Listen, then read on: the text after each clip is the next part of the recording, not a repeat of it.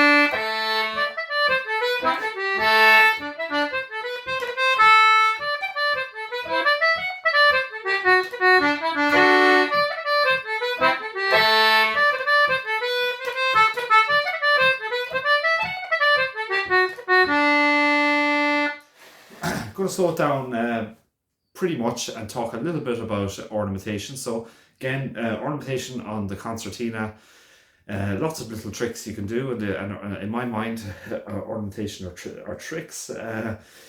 Really just to vary the tune. I suppose the other thing is respect the melody. Try and keep it as subtle as possible, so it's there, but it's also not there, at least as best as possible. I'm not the best at it, but the idea is to try and keep it very subtle. Change it, so when you change your ornamentation each time you're playing, it's varying the tune, and it also gives you a chance to develop your own style and thoughts on playing. And you can also take out the ornamentation and keep it very simple from time as well, which varies the tune. And you can also put in little pauses. So again, one of the great concertina players in one of his workshops, Noel Hill, talked about music being like a wave, effectively. I like that concept in that there's highs and lows, and you're trying to use the whatever instrument you're playing to kind of accentuate that it's not just a level one, that there is highs and there's lows in the tune. Anyway, sure, we'll have a shot of it.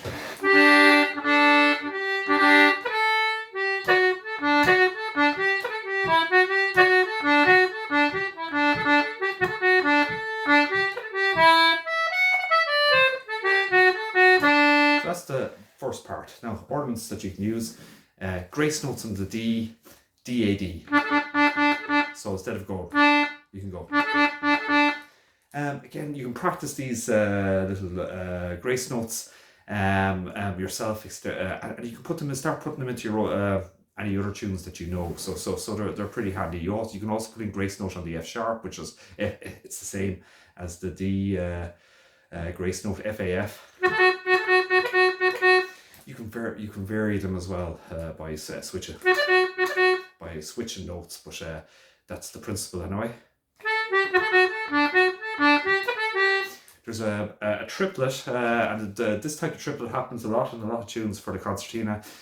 So instead of going G, B, G, E,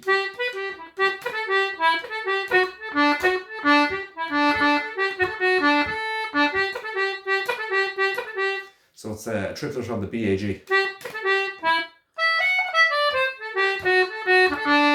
So a triplet, it's a common in certain tunes of the concertina that when you have a G sequence, you can put in a B, A, G. You can also put it into well-known reels as well. So.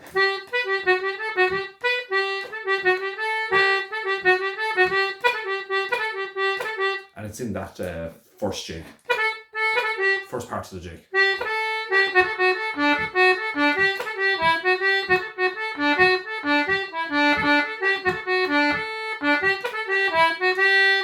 Grace note on the high F, which is F-A-F. Again, these types of grace notes can be used in other tunes. So you could just transfer them into other tunes. So for example, that grace note FAF, I'm thinking it can be put into other reels. So it's in this jig. So that's the first part. Play it very slowly now. And again, the ornaments there to just to accentuate the tune, vary it.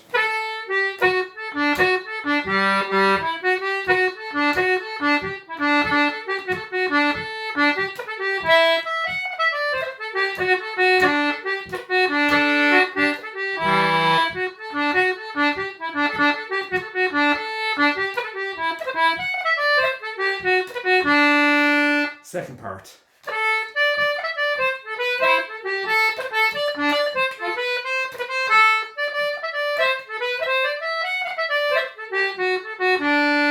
So lots of little tricks you can use in that. Bear in mind the key structure that you.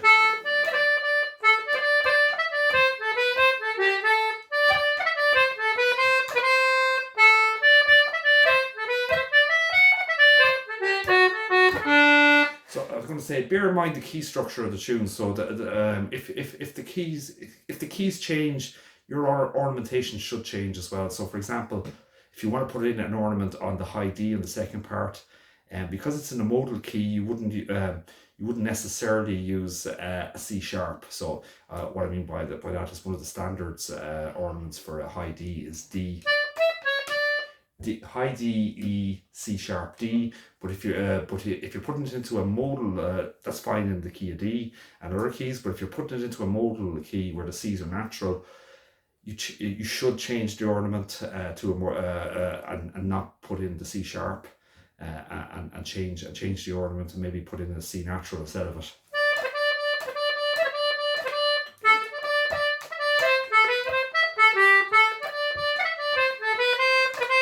I'm using an ornament on the C C natural, and I'm using the pull C natural on the left hand side, and I'm using C, high D, B C.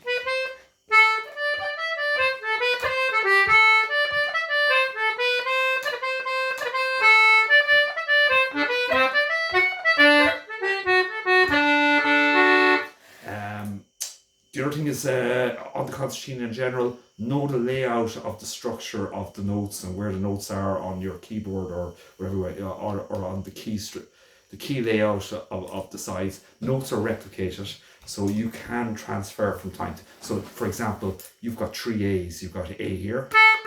You've got also an A. You can use the A on your third finger. You can use it on your first finger, and you got an A on the press. So. Same for D, you have 2 Ds.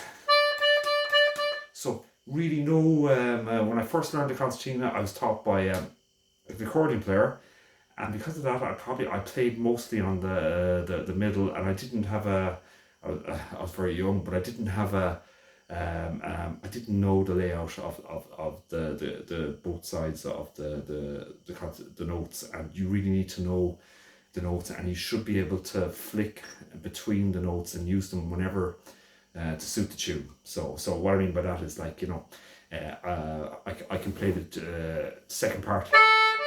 I can play the second part using the third A with my third finger, or on the left hand side.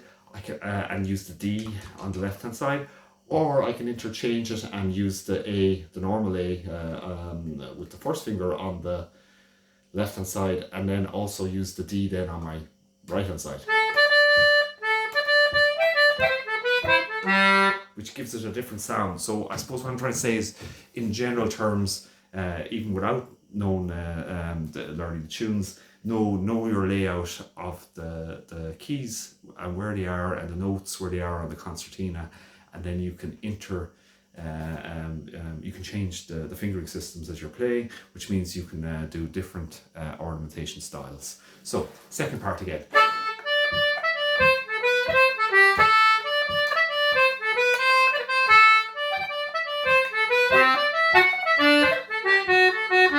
So that's one using the high D D's on the right hand side, no, sorry, high D's on the left hand side, and using the A with my third finger on the left hand side. If I change that on the second part, and I can change it and change the sound slightly by using the high A on my left hand side again, but using the first finger, and I'm using the high D's on my right hand side, and it sounds slightly different.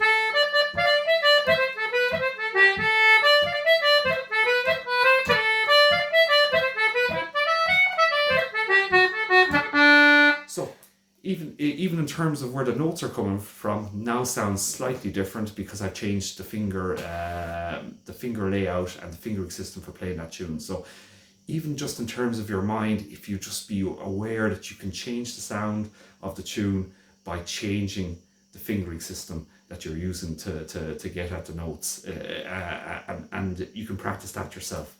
So the tune is quite an easy tune, or it's well known, easy enough, suits the concertina, and there's plenty of scope. And the same for the first part. You can change the fingering style for it. So for first part, I'm playing using the A on the right on the left hand side with my first finger, and the D's. You can change it, so you can go. Change it by using the finger now on the first hand, and it changes the sound very, very subtly. It changes where the notes are coming from. It changes the ornamentation. So the other thing is on ornamentation, if you can get it into your in terms of into the mind, in terms of awareness, that you can change the fingering style of the tunes by just using the notes are distributed and replicated or duplicated differently, you can now start to change the sounds of the tune as you're playing. You can use harmonics then. I'm just using very simple harmonics like D and A.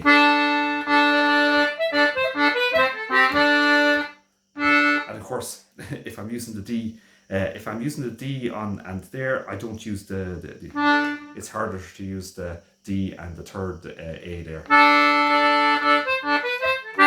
So it's just so that's the basic tune. And again, ornamentation there makes it sound different as you're playing. There's loads of styles of ornamentation you can use, and you can develop your own style on it. I suppose key rule is try and make it as subtle as possible, so it's there or not there, and so that it doesn't make the tune sound too clunky. And sometimes sometimes my playing can sound a little bit chunky in terms of putting in if there's too much ornamentation. So anyway, this is the tune.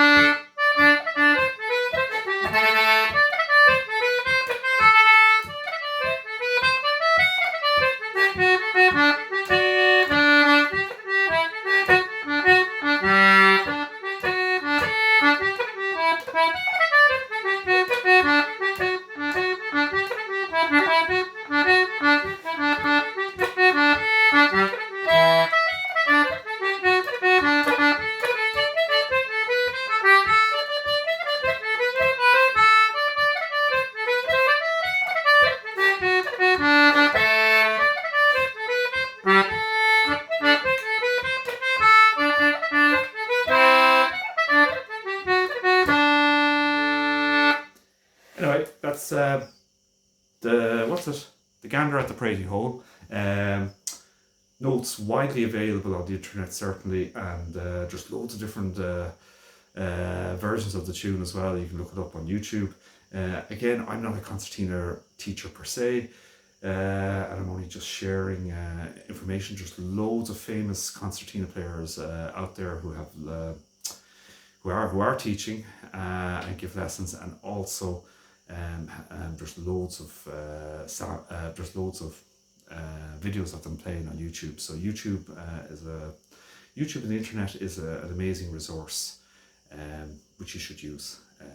So that's it. The gander at the pratie hole jig.